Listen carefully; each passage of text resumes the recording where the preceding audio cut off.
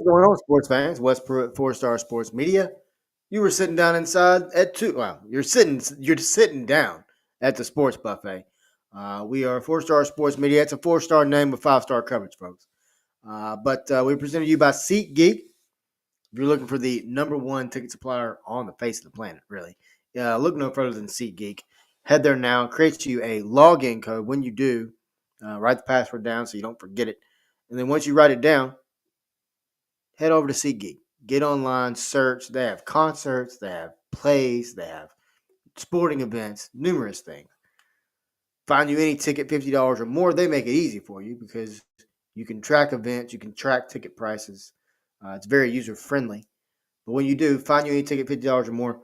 That'll get you $20 off with promo code 4 Star Sports Media. So we start out with that. Welcome in, John Sturdivant. John, what's going on, man? Yeah, if anybody needs tickets out there for this week, especially for Hoover, look no other than SeatGeek because it'll definitely come in handy. Because also it'll let you know your seating chart from the green, the yellow, and the red. The red ain't so great, yellow's average, and then green's got the best seat in the house. So definitely try out SeatGeek this week for Hoover. Yep, as well as a 3D seat view, which is just makes everything so much better. Speaking of baseball, let's go ahead and start there, man. We're going to talk baseball. We're going to talk softball. Let's start with the ACC tournament. That's the Atlantic Coast Conference, and let's look at yesterday as they got cranked up yesterday, and let's look at Cal and Miami. John, Cal won 12-2 in 8 innings to move on to day two of the tournament. We'll start there. What's your thoughts on the Cal Bears? A little bit of a shock because Cal was the underdog going in, right? Especially when Cal was traveling cross country for the first ever ACC tournament cross country road trip. And of course, Miami was playing so hot lately, and that's where it kind of shocked me the most. To only score 2 runs is a total shock, and then to give up 12, which is Miami just acting like they're already in the tournament, and they're like, okay, we're not got nothing to lose. That type of feeling because they might want to save their arm for the regional because a lot of predictions right now have them either going to Baton Rouge or other places as well. So maybe they just got nothing to lose and they just said, screw it, we'll just save our arms for the regional. It's a very good point. Then we saw Virginia Tech knock off Stanford 7-4. Big win for the Hokies there as well. Cal is a new team in the league. They got a win. Stanford traveled across country and did not get the win there. Yeah, I think also Viatech was just fighting for the regional. Huge win for the Hokies. And also, I think they were just fighting to see where they could possibly land in that regional. Yep. Then the final game of the day, we saw extra innings. We got a little extra baseball as Boston College would knock off Notre Dame by a final score of 5-4. What's your thoughts on a little bit of free baseball in the ACC? Gotta love extra innings in ACC tournament play, especially when you see the underdog in Boston College beat the favorite Notre Dame. Now, John, let's go ahead and jump over to today's games. Game started this morning. I was very pleased that it started this morning. Talking about the Cal Bears and the Wake Forest Demon Deacons. Now, we know Wake Forest is already solely in the tournament, right? They're probably going to be a 2 seed. Last I saw, I think they were predicted to go to Athens and play against Georgia. That'd be a fun regional. This game, I turned it on and it was 0-0 for a minute. Then I looked up and it was 6-0. Cal. It's now 9-7 in the bottom of the sixth. Wake Forest has climbed back and only trails Cal by 2 runs. John, what's your thoughts on this early morning matchup in the ACC? Yeah, like a total shock, right? 9-7 right now. Cal leads, but Wake Forest maybe just did the same thing that Miami did yesterday and just didn't throw really their ace. Because Wake Forest had that bye going into that game. So yeah, credit to Cal. Maybe Cal survives and pulls another upset to fight for their at-large possible bid for the regional. Yeah, and then later on today, after that game, will be Virginia Tech at 31-24, taking on number 14 in the country, Clemson, as the Tigers are 41 and 15. I think Clemson probably moves on in that one. Then Yeah, you've Clemson's got is playing hot baseball right now. they are they're playing really really strong baseball. Uh, and then let me get down to it. There it is. Pitt takes on Duke. Pitt is 28 and 26. Duke is 36 and 18 on the year. Really don't see uh, Duke falling in that one. What about you? Okay, what game was that? Sorry about that. Oh, you're good. It was Duke and um, Pitt.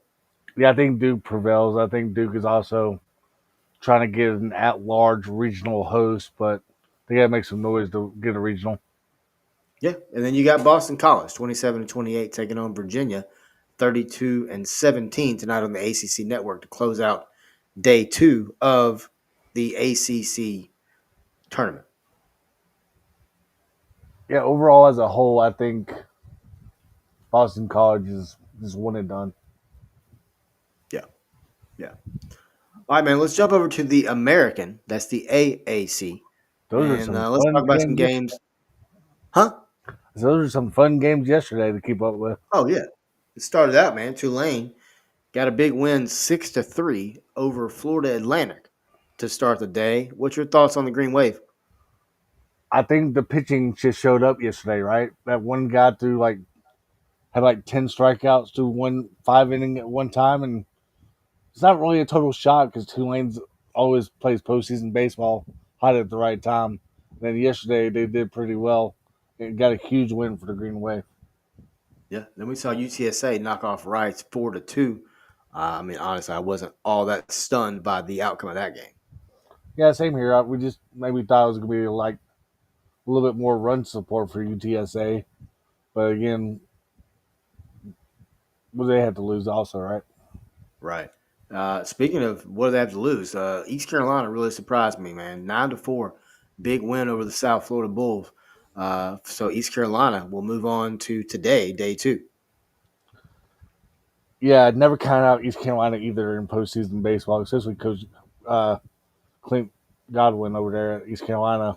A huge win, especially when now you got South Florida has got to face a loser bracket game later on this afternoon or tomorrow. Yeah. Then you got today, you got Rice and Florida Atlantic taking on each other. What's your thoughts on that game, John? If Florida Atlantic wants to be in the regional for NCAA baseball, they got to keep on winning and they got to win quick. That's true. That's true. Then after that, you've got Wichita State taking on South Florida. What's your thoughts on those two matchups? I love Wichita State's uniforms, by the way. I think South Florida is going to win here. I think Wichita State, um, they just they just need to get more hitting on their hitting right now to beat a good quality team in South Florida. And I also think South Florida also wants to be in the regional. They got to have at least one more win or two more wins in the tournament to actually be maybe in the Gainesville region with Florida. Yeah. Let's look to tomorrow, John. You got Tulane taking on UTSA. What's your thoughts on that matchup?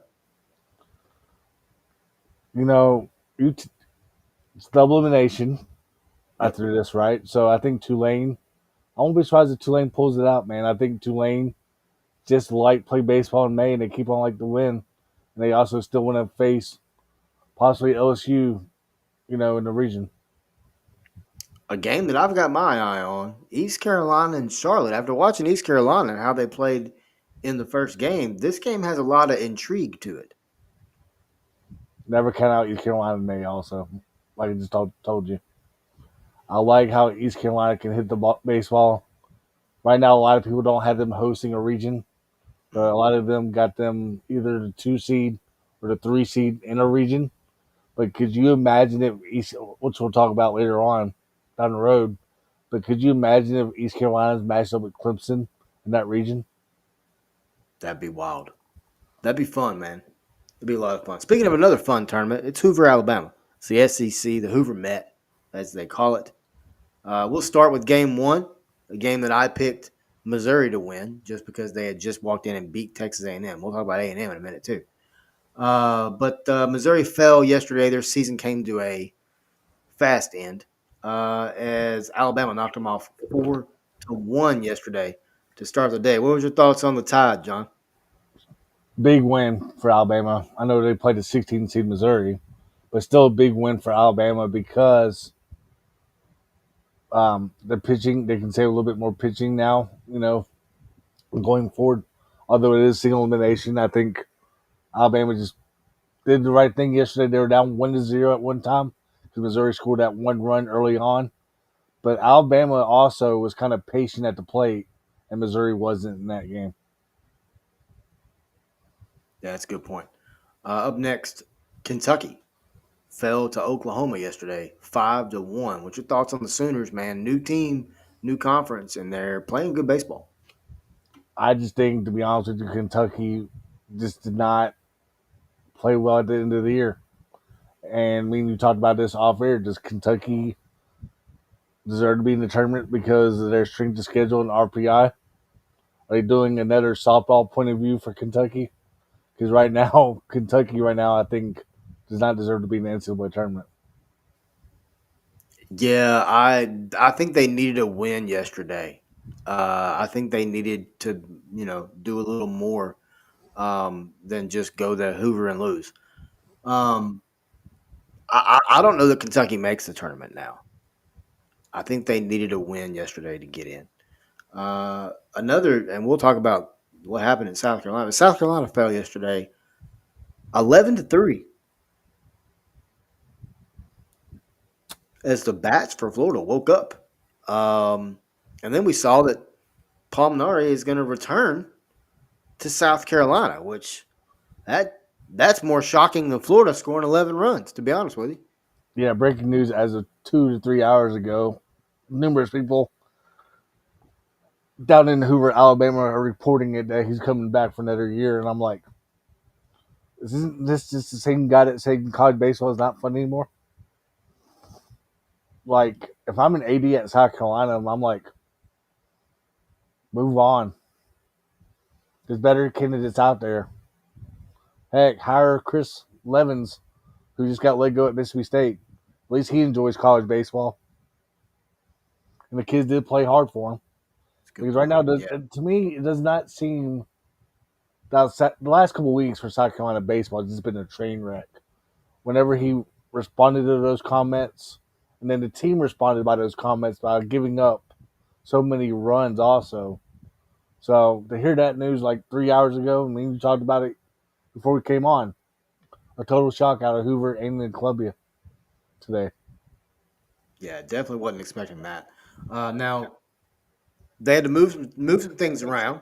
So Texas A&M Mississippi State started at 9:30 this morning, something They were like that. scheduled to play at 8:30 last night, but due to the tornado threat and severe weather, they had to move it this morning. Correct. Yeah, so once again, Hoover not shocking weather, right? So they shift everything. I mean, no one should be surprised that they've had to shift games. But Texas A&M got out of bed and was awake. Mississippi State, I think, is still trying to wake up. It's the top of the fifth right now. Texas A&M is up 8-0 on the Bulldogs. John, we talked about the Bulldogs being a hot team. They were, I believe, 9-1 in the last 10 games coming into today. I'm sorry, I think they won 9 straight. But it's not looking good for them now. Top of the fifth. That game's on SEC Network if you folks want to tune into it. But interesting stuff there. We just talked about A&M and a Missouri team walked in there and spanked them around. Head coach Michael Early of the Aggies has got his boys awake on Wednesday morning. Yeah, and Mississippi State's got 2 errors along with 2 hits, while Texas A&M's got 8 hits as we speak. Yeah, pretty much also a home game for Mississippi State also because a lot of fans stuck around from the state of Mississippi, and we know Mississippi State fans like to travel for Hoover especially. But you brought up a good point. A&M Woke up, had breakfast, had a good meal, had a good workout yesterday. While State must have had a bad breakfast and just still stayed in bed all morning. Something, man. Something. All right. You got a big one coming up at scheduled for 1 o'clock. Number 23, Alabama comes in at 41-15. Number 21, Tennessee, also 41-15 on the year. Big time matchup here, John. A lot of rivalry involved. You saw Bama get a big win over Missouri. Yes, I said it was a big win only because it's Hoover. Can they knock off the Vols and continue moving on, John? I mean, you look at record wise, they're even. Yeah, rivalry at its best, no matter what sport it is. Yeah, give me Tennessee though. I think Tennessee, with them having the extra day and a half kind of to rest a little bit, just to get ready for an Alabama team. And Tony Vitello brought up, we treat it like a weekend because we got everything pushed back a day. So I think Tennessee and Tony V get it done today in Hoover. Yeah, it's gonna be a fun one to watch. All right, man. Number Who 10, you got? Georgia. Give me Tennessee. I think it's close though. Oklahoma got a big win over Kentucky. They're 34-19 on the year, but now they got to take on number 10 Georgia. I think Georgia is one of the top teams in the country. You look at their RPI; they're number one at RPI. 42-14. I believe they are 10-10 against teams in the top 50 RPI or top 10 RPI, maybe is what it is. But you look at the Georgia Bulldogs; they're going to host. There's a lot of questions about will they. I think they do. I think it's a lock they're hosting. Um, No brainer. yeah, I mean that's what I'm saying. Like I think it's a lock they're hosting, but Georgia can score. Georgia can score a lot of runs. Ask Arkansas. Ask Florida. Ask other teams across the SEC that Georgia has put runs on. And we talked about it. We talked to Olivia Sayer at the beginning of the year. When you looked at Georgia, they struggled. They were playing some close ball games, and she talked to Wes Johnson about that specific thing, and he said, "Hey, we're close now, but by the end of the year, it's going to pay off. Look at where Georgia is today on what's this May 21st. Mm-hmm. Um, I mean, they're a damn good baseball team. I think they have a legitimate chance to go to Omaha and make real noise. They can score, they can pitch, they can play defense, and Wes Johnson's a hell of a baseball coach. Give me Georgia to win, and I think Georgia wins by like 5 or 6 runs. No, I won't be surprised if I see a run rule here. I know Georgia's bullpen at times been a little bit shaky in the middle of the relief roll, but I think Georgia, like you said, the bats are coming alive and they're coming alive at the right time. They're a dangerous team, man. They're a very dangerous team. Another team that I think is very dangerous takes on Ole Miss. Florida, Ole Miss, winner of this, takes on Arkansas. Um, Interesting stuff here, John. Florida comes in 38-19. Ole Miss comes in 37-18. Florida's a team I don't want to face right now. You look at the head coach, he's won national championships, he's won conference championships, he's been around, he knows what Hoover's about. Not saying Mike Bianco and Ole Miss doesn't, but I think Florida gets the win, and I think that's not who Arkansas and Arkansas fans want to face. You know, I'm going to differ here. I like Bianco. I like Bianco and the Rebels here. I think them losing 2 out of 3 to Mississippi State might be a wake up call for Ole Miss. And I think Ole Miss. The reason I say that is that I think Ole Miss wants to make some noise in the regional too, and they want to avoid host or they want to avoid that Southern Miss regional if all possible. Because right now the Southern Miss is the 14 overall seed according to some predictions out there, and I think right now they want to avoid going to Hattiesburg. Is why I think Ole Miss needs to win some SEC games where they can possibly host also, but I think they want to avoid trying to play in like the later half of the regionals, like the Southern Miss, the TCU's, possibly. I'll tell you the winner, and when we talked about this off air earlier, I think the biggest winner in all of this is Auburn. Mm-hmm. They get an extra day. They can now throw their ace. It now becomes a weekend rotation, essentially. And they're kicked back, man. They don't play till tomorrow at 11 a.m. They're chilling. It's a big deal because now Auburn is sitting there with the likes of Arkansas. They're sitting there with the likes of Texas. They're sitting there with the likes of LSU. They now are a top team bracket wise, play wise, preparation wise. It's all the same. It's very interesting, man. That is a factor that I think is really going to play out um, in that tournament. Then you look at Friday, of course. We know Arkansas plays Friday. All the top teams in the conference play Friday, but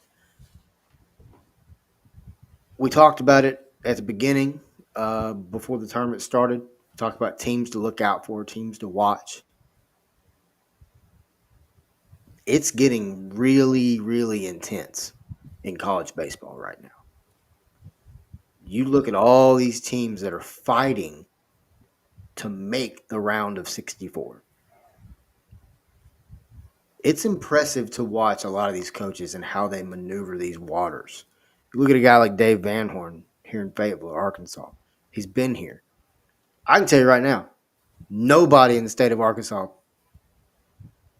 pretty much. There's not many people in the. I will word it like that. There are not many people in the state of Arkansas and across the Arkansas fan base who honestly would tell you, yeah, I think Arkansas is going to go win Hoover because they don't care about Hoover.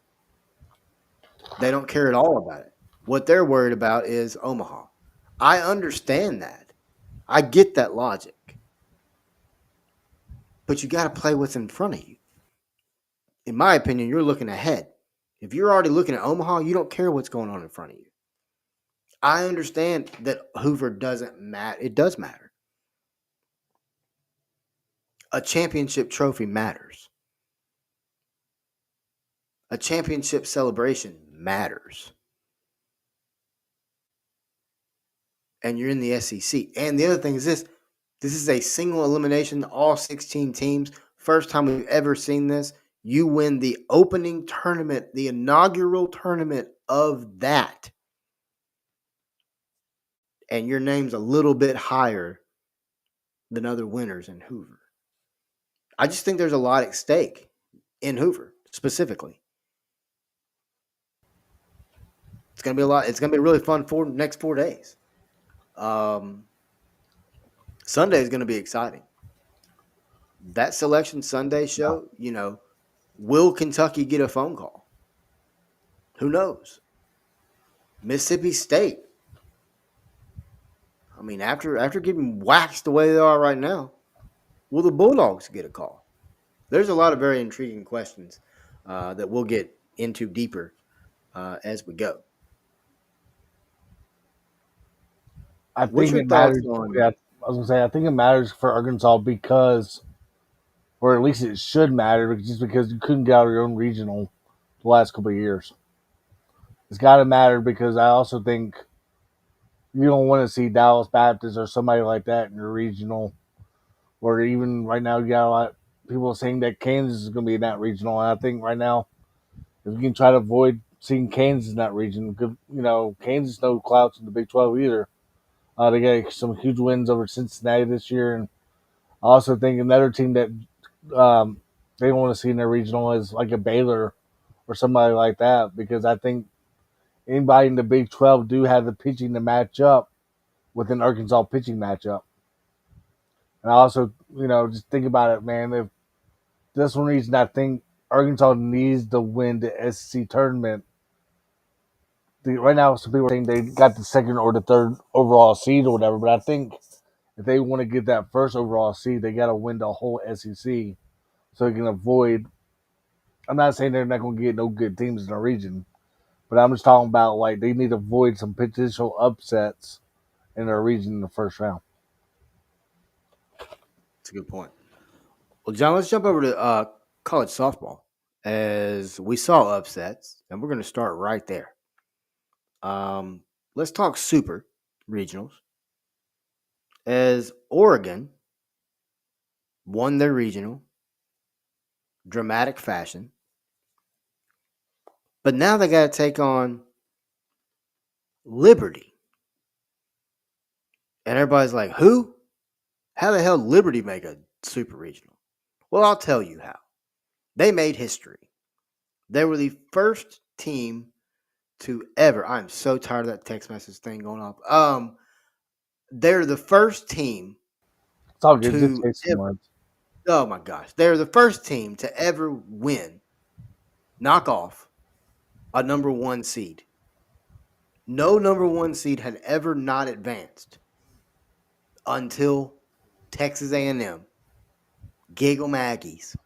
They got gigged by the flame. They got lit up by the flames. John, we'll start here. I have to be honest. I want to pick Liberty. You're the I only one. really do. I think they've got a hell of a path to Oklahoma City.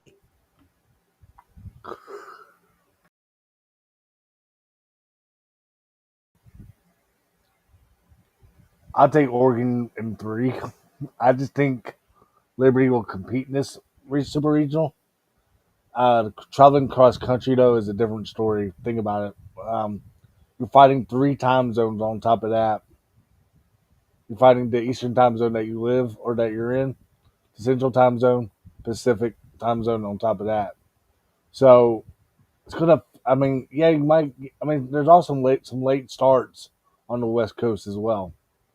So when you pretty much have all day to rest, which is good, and then you play some night games, and also the environment at Eugene is definitely second to none. Some of these ladies have never seen an environment like this. I know they saw an environment in College Station, but they haven't seen an environment like Oregon. And then also you got to remember this: the cooler weather could be a factor too. You're traveling from the heat a little bit in the 85 to 90-degree temperatures in College Station. Now you're pretty much going to the 60s and low 70s at night as well. So think about that. That could be a factor in this series too. But I love how Liberty game 3 just never gave up. They showed a domination against A&M, and they're like, whatever happens, happens. And then sure enough, to bring in a true freshman, I believe it was, to close that game out, give them a lot of credit too.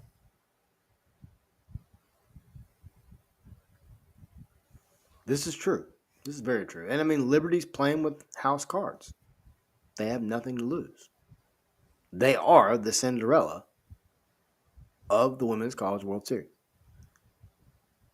Speaking of Cinderella, John, will we see a Cinderella story with Alabama? Can they be?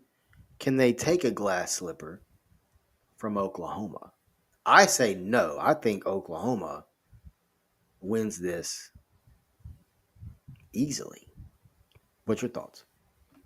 So you got Oklahoma in 2 games basically. Yes, sir. Yeah, I think I can agree with you on that. I think Oklahoma right now has got the better pitching, the better coaching staff. I'm not saying Patrick Murphy and the Alabama Crimson Tide have bad staff. I just think Oklahoma just has the overall better staff because look at them. How many national titles have they won in a row? A lot. So keep that in mind 4. too. But also, I think yeah, Oklahoma in 2. But I'll definitely not be surprised if Alabama somehow does squeak out a game somehow in later innings of one game in general.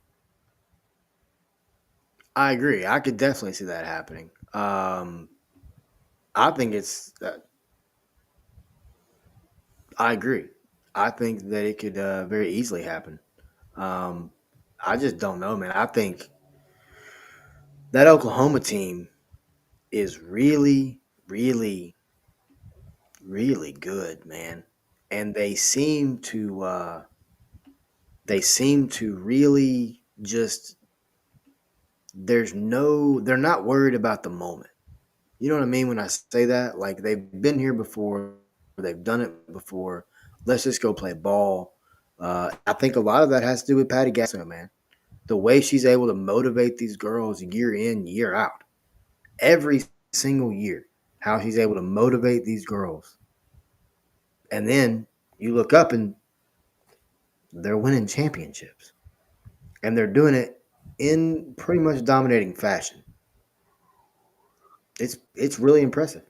I And I gotta gotta say, give. it's really impressive. All right, man. I also want to say this: I gotta give Go ahead. Oklahoma a lot of credit about playing these non-conference games at certain locations too, because they get to enjoy different environments they've never been to as well.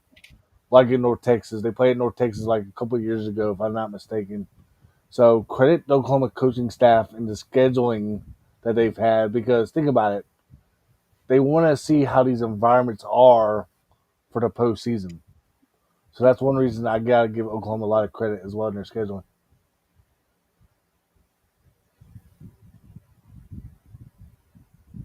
It's a great point.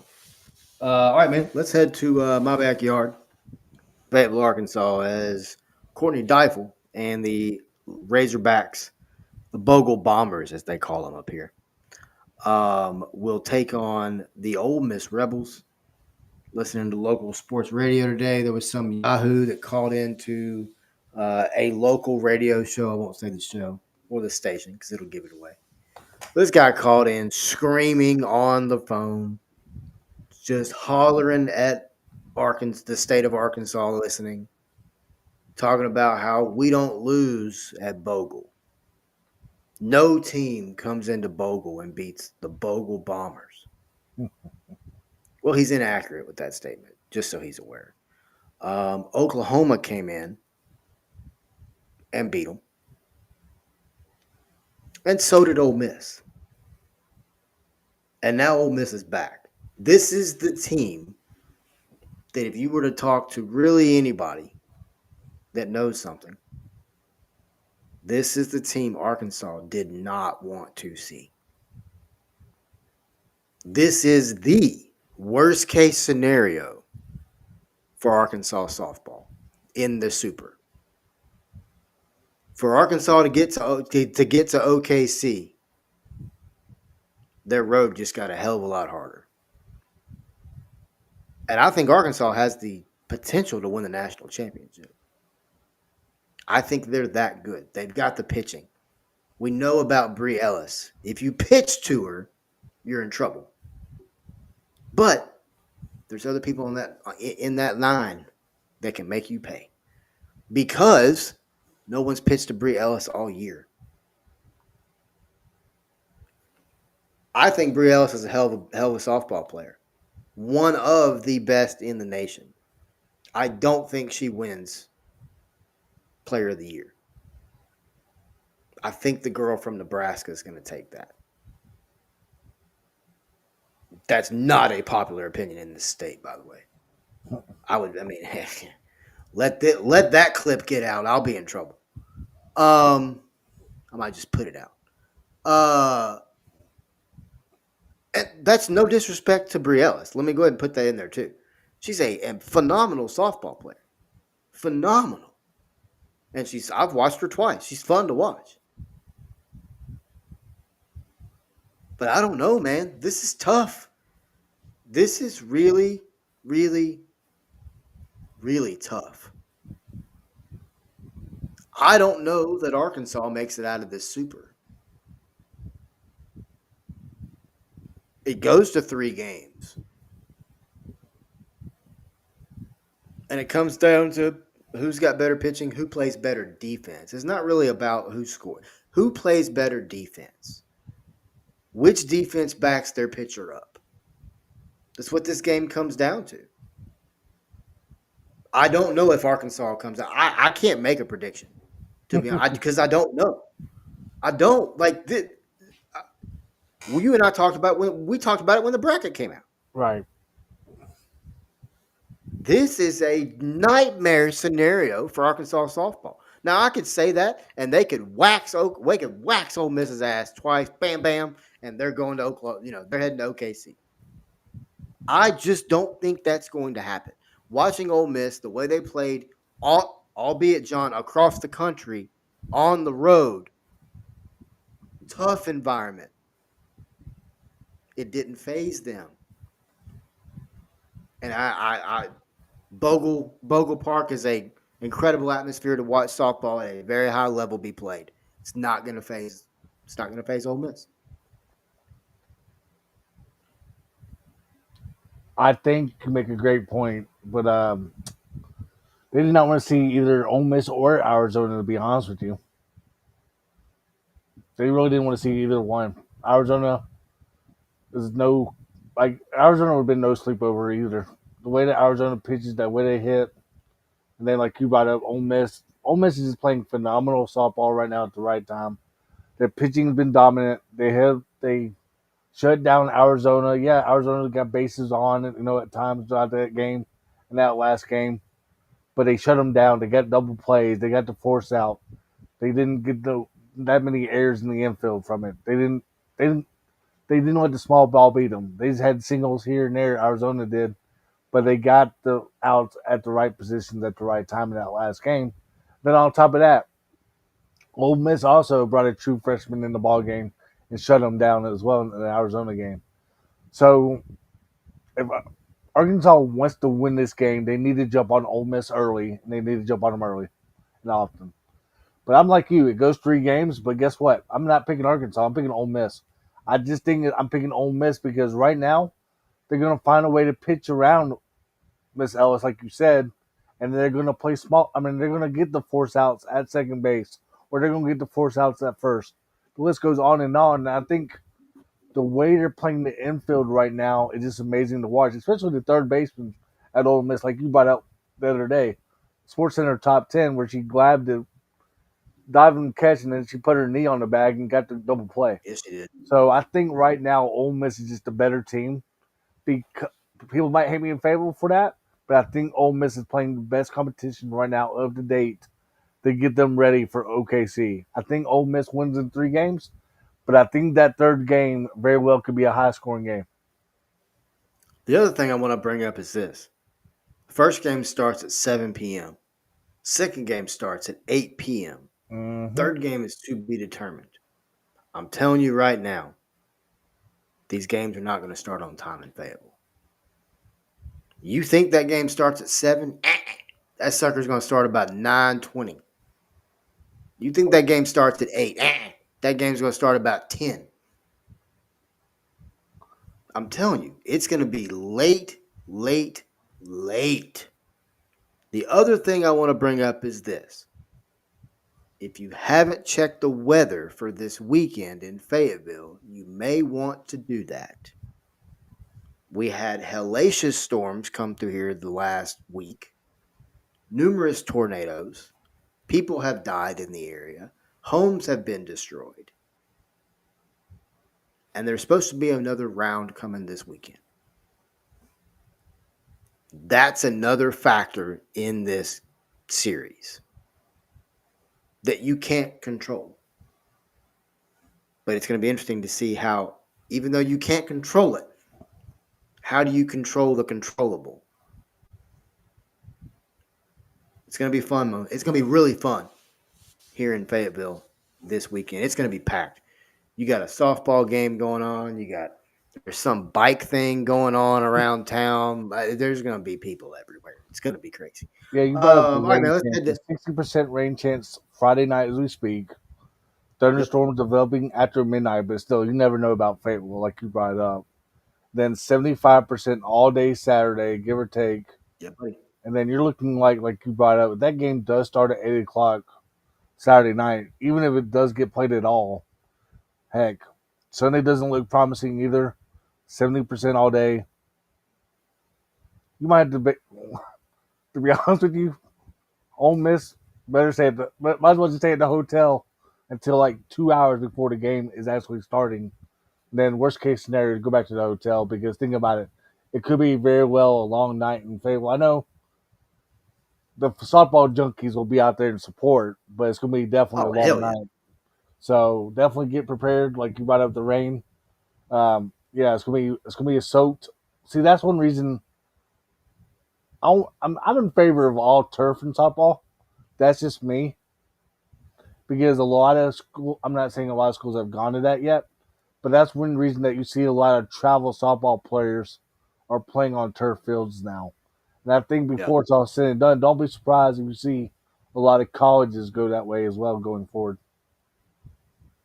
Yeah, man. You'll see. I love it, man. There's a very special moment between the Arkansas catcher and a guy named Cole Smith.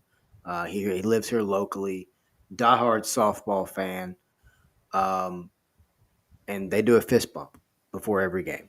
If you have, I'll let the people look it up. I don't want to go into detail, but just look up KNWA, Pig Trail Nation, and look up Cole Smith and listen to the interview and listen to his story because it's one that here in Fayetteville it means a lot, but it should mean a lot nationally, and it's something that in the day and age of NIL, where all these players are, they're just doing it for the money, and they're just not always.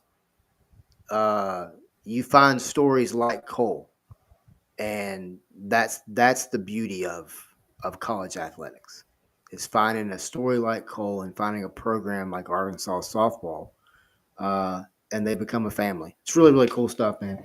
So if you guys want to check that out later on, feel free to do so. Cole is my guy, man. He is the president of the Arkansas softball fan base. So shout out Cole. All right, man. Let's head down to Tallahassee. This one's gonna be fun. This one's gonna be a lot of fun. Texas Tech, Florida State. I think it goes 3. But give me the Seminoles to head back to OKC, John. Yeah, give me Florida State too. I think it goes 3 also. I think Florida State right now, just the pitching has been so dominant for Florida State to watch. Yeah, yeah. All right, man. Interesting matchup down in Austin, Texas.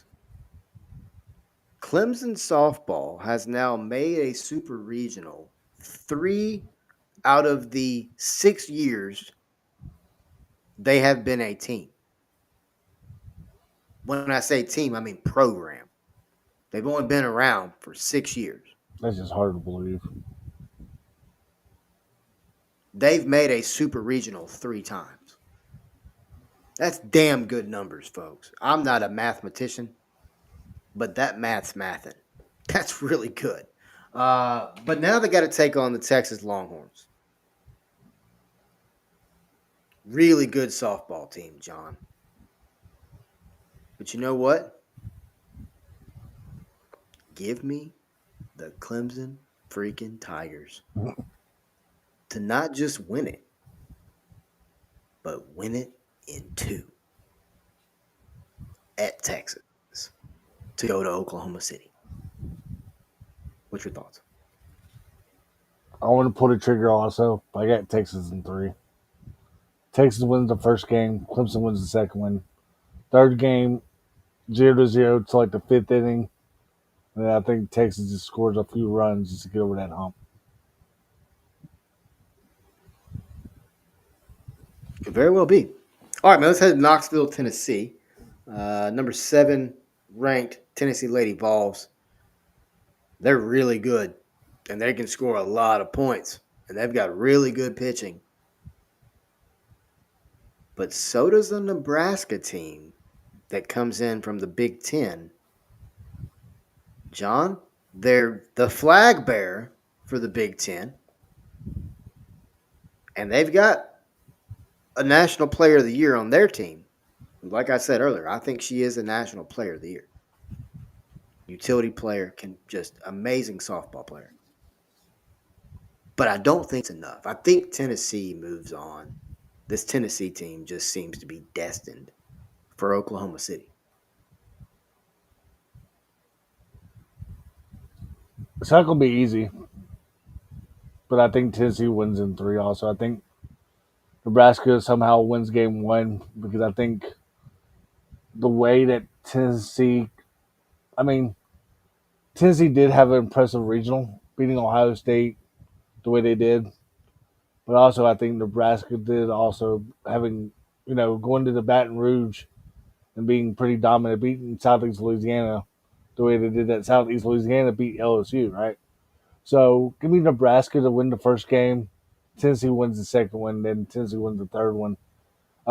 Also, got to be a lookout for weather in that one too, because storms again are in the forecast across the state of Tennessee this weekend too. Yeah, that's a factor. I honestly could see Fayetteville being played on Monday, doubleheader, maybe even Tuesday for the final game because But that's a don't you lot got of to be work to get don't you got that to be in field right. OKC by a certain date? I mean, it starts what, the 29th? Yeah, so you got to be there by at least Wednesday for like media availability and all that. So So yeah, but I mean, that ain't nothing to go from Fayetteville to Omaha or to Oklahoma City. It's 2.5 hours down the road. That's nothing.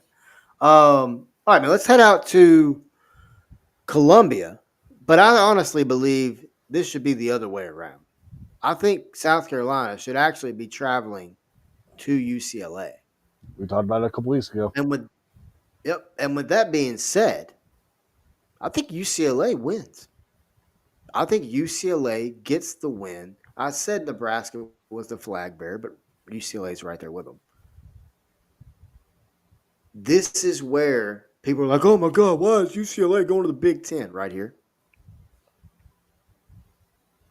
It's not. I know this is shocking to a lot of fans around the nation, but listen closely. The attractiveness of universities is not because of one program on campus, or even two for that matter. The attractiveness of a program or a university to a conference is about the entire campus. You can't tell me the Big Ten wasn't excited as hell to get UCLA softball in their conference. You can't tell me the Big Ten was not excited as hell to get Oregon softball in their conference. They don't give a crap that Oregon's got to fly to Rutgers or Michigan or what, Maryland or whatever. They don't care. Who cares if they got to fly into Columbus, Ohio? Because at the end of the year, we can look at them and go, "Hey, they're part of us. That's us. We got three teams right now. Yeah, let's go." And butts in the seats in these attendants. But more importantly, there you go. Butts in the seats. Televisions are going to be turned on across the nation. Think about that now. You've got a viewership of Columbia, South Carolina, SEC, boom, right? Then you've got the TV of UCLA. That's Central California there, folks. They're in Los Angeles, by the way. Um, that's per their football coach. Uh, but this is going to be exciting. Give me UCLA to get the win. What's your thoughts on that, John? Do you think UCLA gets the Yeah, dub? I got UCLA in three, but I don't think it's. I think it's going to be same thing. I think UCLA wins the first one, South Carolina wins the second one, then UCLA wins the third one.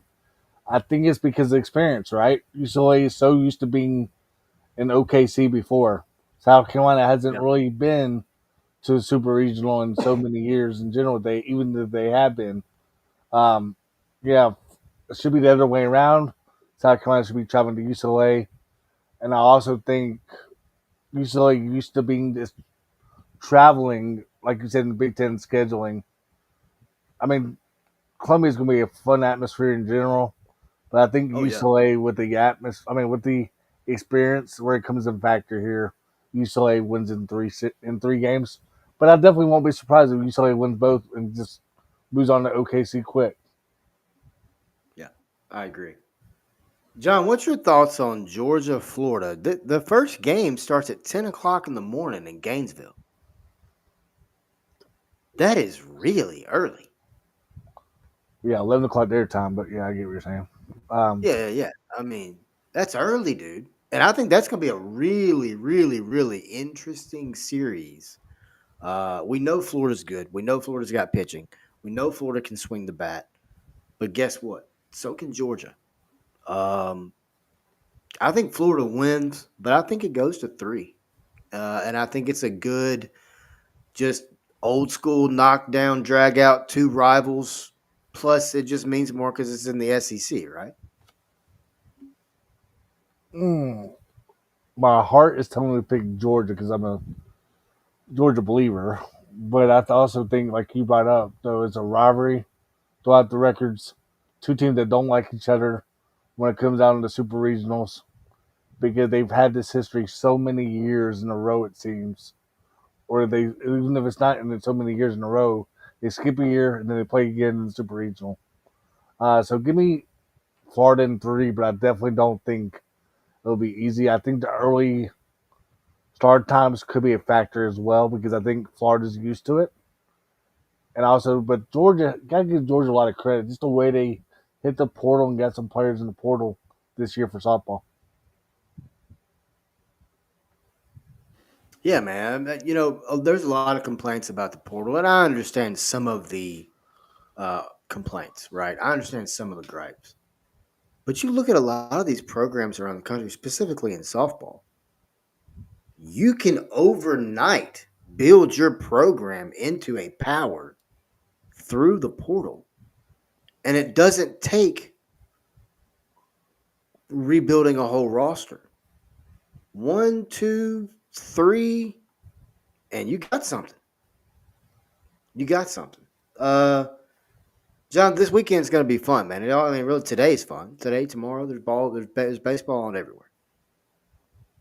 What excites you most about this time of year as we close here? What excites you the most about this time of year with baseball conference tournament going on, and then you've got regional, super regional over on the softball side? How anybody can beat anybody on a given day.